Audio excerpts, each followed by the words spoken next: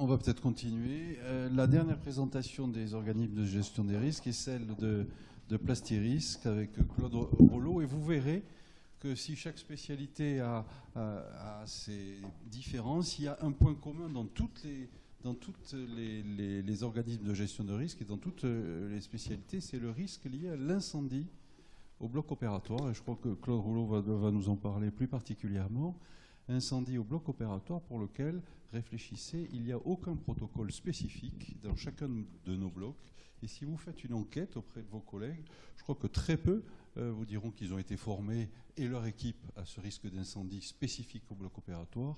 Et encore peu vous diront où se situe notamment l'extincteur dans le bloc opératoire.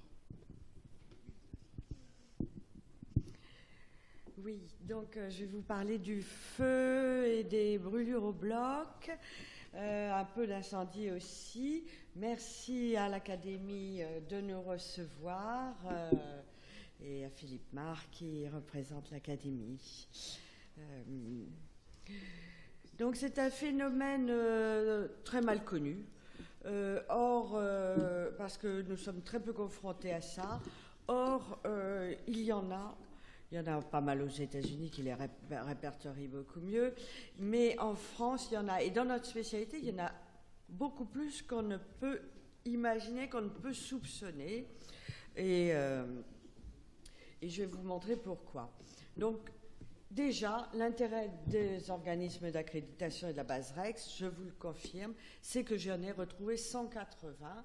Et on travaille depuis 2008, donc on a environ 9000 déclarations, mais 180, c'était très intéressant.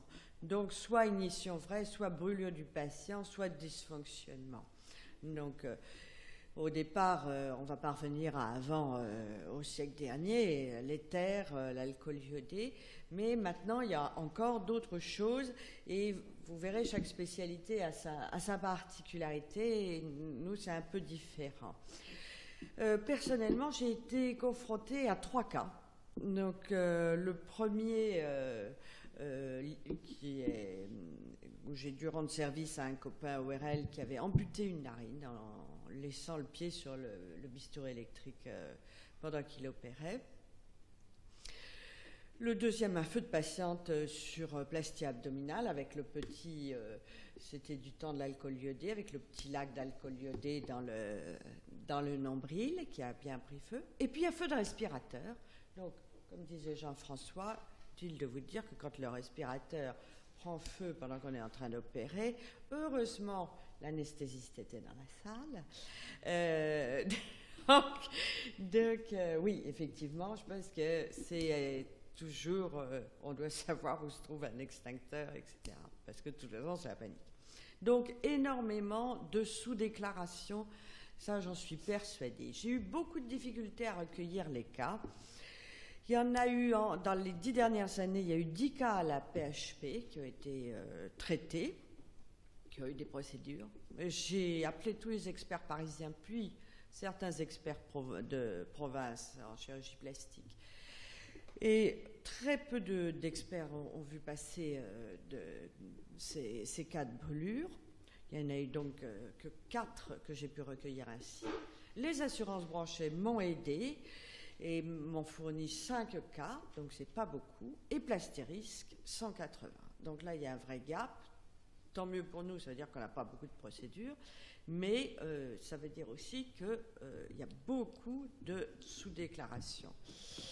Donc le triangle de feu, d'après notre collègue Boisise, vous le connaissez, l'ignition, le carburant avec l'oxygène, et puis des champs, des solutions alcoolisées. Je vais passer vite sur les lasers parce que ce n'est pas trop le sujet. Donc des inflammations, des brûlures et ou des matériels accessoires défectueux ou dangereux. Nous avons une particularité en chirurgie plastique, c'est que nous avons des grandes zones de badigeonnage avec des très grandes surfaces, plus que dans d'autres spécialités. Et la deuxième particularité dont je vous parlerai tout à l'heure, c'est que nous travaillons beaucoup sous neurolepte analgésie et anesthésie locale, avec donc un apport d'oxygène. Donc, l'injection dans le liquide alcoolique, ça va être le centre de la réflexion et de cette présentation que je fais aujourd'hui, parce qu'on les connaît, les repos de l'AFSAPS, et ce qu'elle nous recommande d'avoir un séchage complet, comme l'ont dit les collègues avant. Et surtout l'absence de produits résiduels, notamment au niveau des plis, sous le patient et au niveau des draps de table. Alors, les brûlures par plaque de bistouri, ça, il y en a des quantités. Il y a une quantité déclarée, encore à l'heure actuelle, avec des badigeonnages abondants et qui coulent sur la plaque. Ça existe. Et il y en a eu, je ne sais pas, on a dû en avoir 70 au moins sur un Plastirisque. Hein. Alors, comme nous sommes aussi un peu touche à tout dans notre spécialité, donc j'ai recueilli des différentes brûlures, des brûlures sur césarienne avec le badigeonnage aux faces internes des cuisses, une brûlure sur un pacemaker, une brûlure de thorax, une chirurgie de parotide avec brûlure par le neurostimulateur et l'alcool, la bétadine alcoolique qui s'enflamme, sur une postectomie, et aussi des brûlures par le Berruger, le chauffage, avec un chauffage mal positionné sur le patient. La plus grande fréquence en chirurgie tête et cou, pourquoi? Parce qu'il y a des orifices, des plis, des creux, des lacs qui peuvent retenir du liquide, des cheveux qui vont faire effet buvard, ils vont se gorger de produits de biseptine alcoolique. Les lunettes à oxygène qui, là, sont, à mon avis, à bannir, parce qu'elles font permettre une diffusion de l'oxygène à bas bruit avec des champs opératoires qui vont faire tente, et l'oxygène qui va s'accumuler sous la tente et qui va s'enflammer d'un coup. Le masque à oxygène étant alors encore plus dangereux. Un premier cas d'ablation de 2 tumeurs cutanées du visage, une patiente de 80 ans, et une peau très kératosique pleine de squames. Un geste chirurgical pour enlever 2 tumeurs prévu donc sous anesthésie locale avec sédation. Et donc on va pour enlever ces 2 tumeurs. La sédation est établie avec les lunettes, on lui met 4 litres minutes, anesthésie locale, biseptine alcoolique, séchage respecté, on enlève la lésion du nez et puis électrocoagulation au monopolaire, et à ce moment-là, on passe sur la deuxième lésion, et ce que je vous décrivais tout à l'heure, la tente à oxygène, si je puis dire, avec un embrasement du visage de la patiente. Donc, le feu prend aux lunettes, à la peau des joues, du nez, des lèvres. On enlève les lunettes qui continuent à brûler, on enlève les champs, le visage continue à brûler, on asperge le visage. Donc, bilan lésionnel. Donc, 2e degré, évolution, J8, J15, donc un bon peeling, et à 5 semaines, et des conséquences pour la patiente, bien sûr, mais aussi pour le chirurgien et pour le personnel. Hein, tout le monde était super angoissé, angoisse la patiente, angoisse au bloc, consultation, etc. Et au final, pas de séquelles pour la patiente, qui a cicatrisé, juste comme si elle avait eu un peeling esthétique. Donc, recommandation, ça en tout cas dans notre spécialité, pas de lunettes à oxygène en chirurgie faciale, préfère une sonde nasale, limiter le débit d'O2, pas de solution alcoolique, hein. Et le bistouri bipolaire, oui, un peu moins efficace, mais enfin bon. Et se rappeler que le débit d'O2 est rarement indispensable. S'il y a un feu sur sonde ou masque, détuber, vérifier que la sonde n'a pas fondu et qu'elle n'est pas endommagée. Une brûlure de paupières, c'est un deuxième cas que je voulais vous présenter. Là, les choses sont un peu différentes. Et on va retrouver la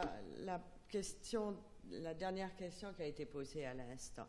Donc, bétadine ophtalmique, l'O2 qui s'accumule, la patiente est agitée, on augmente à 8 litres.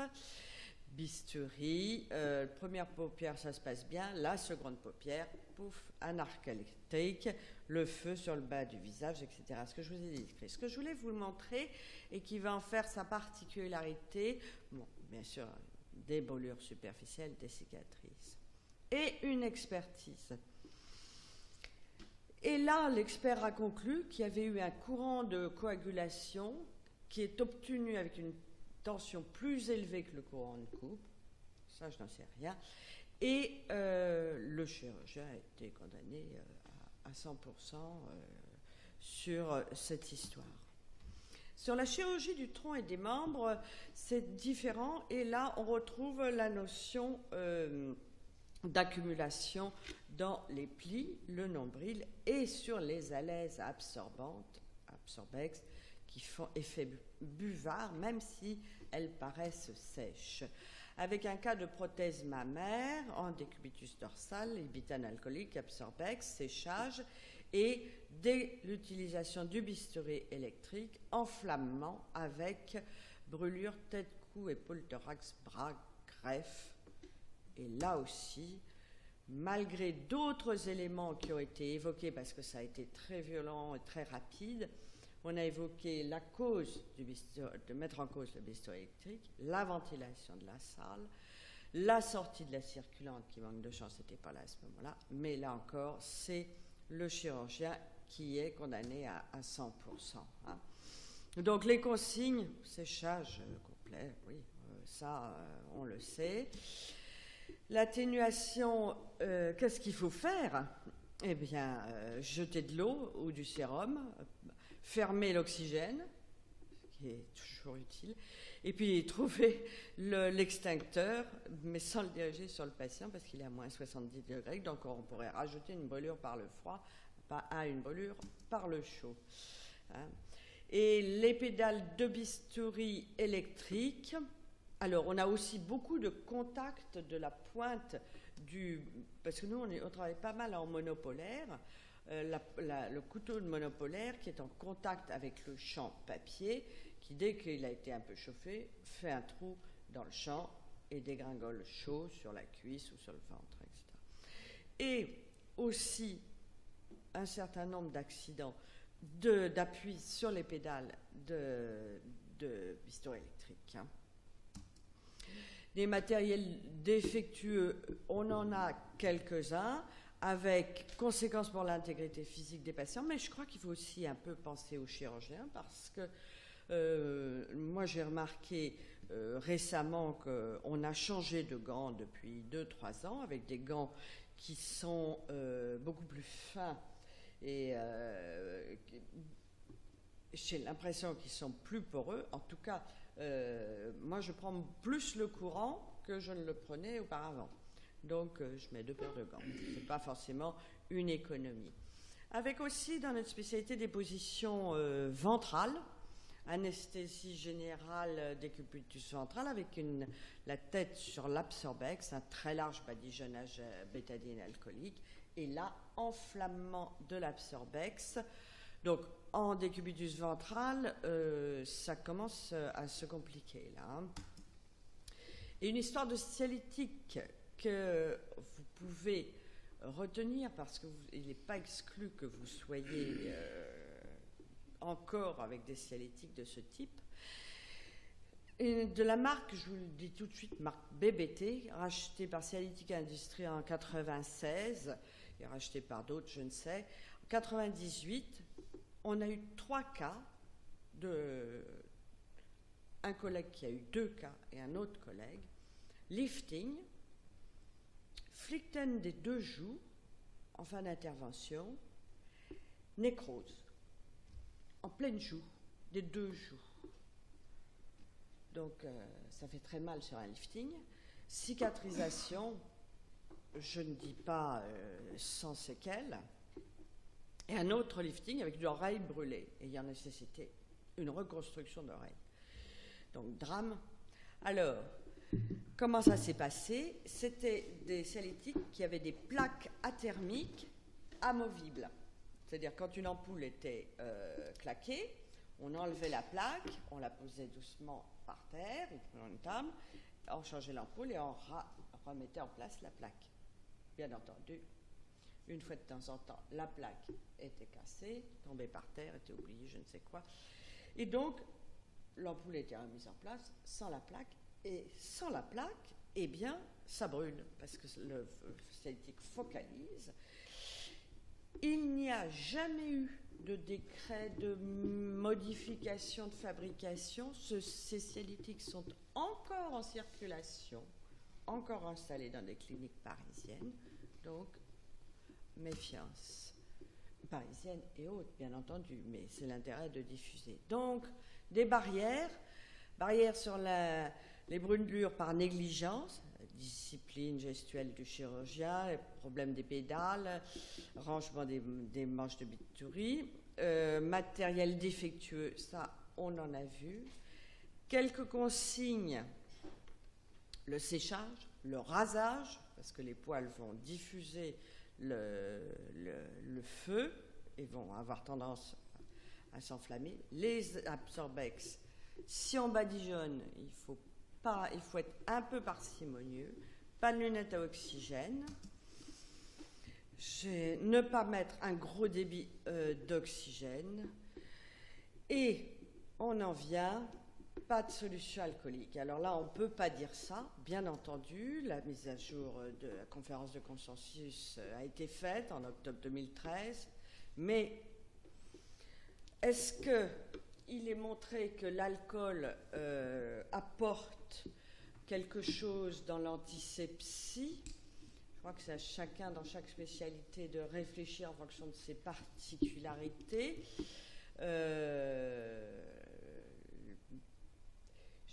J'aurais tendance à utiliser de moins en moins l'alcool.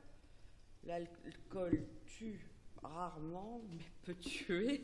Donc, avec modération. Voilà. Et je vous remercie de votre attention.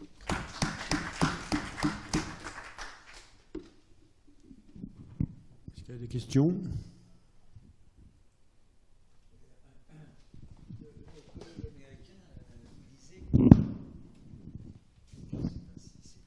Aux États-Unis, mais en Californie, en tout cas, Fuchs Hubert nous l'a raconté. Le chirurgien a interdiction d'opérer avant que ce soit sec. Donc les nurses empêchent les chirurgiens d'utiliser le bistouri électrique pendant un délai de 3 à 4 minutes. Ils nous ont décrit beaucoup d'incendies aux États-Unis. J'ai voulu charger, j'ai pas pu par incompétence informatique, mais j'ai vu hier sur YouTube 20 minutes sur feu au bloc. Effectivement, c'est assez impressionnant. Hein. Dans toutes les solutions qu'on peut utiliser pour désinfecter, il y a toujours bien marqué la présence d'alcool ou c'est plus ou moins indiqué? Ah si, c'est marqué. Mais c'est après ça, c'est un choix personnel. Est-ce qu'on prend de la bétadine alcoolique ou de la bétadine thermique? Idem pour la biseptine. Bon, ça c'est des choix, mais c'est comme toujours, on a des recommandations, on a des conférences de consensus. Bon, ce ne sont pas c'est pas non plus des références péremptoires et obligatoires. Donc, on va chacun faire son choix de ce qu'on estime être nécessaire. Par exemple, moi, pour le visage, je ne prends plus jamais de quoi que ce soit d'alcoolisé. Le jour où j'aurai une infection au niveau du visage, alors là, de toute façon, ça ne s'affecte jamais. Hein. Tout ce qui est lifting paupières, ça ne s'affecte jamais. Donc, je ne prends jamais quoi que ce soit d'alcoolisé. Hein. Après ça, c'est le choix personnel. Hein.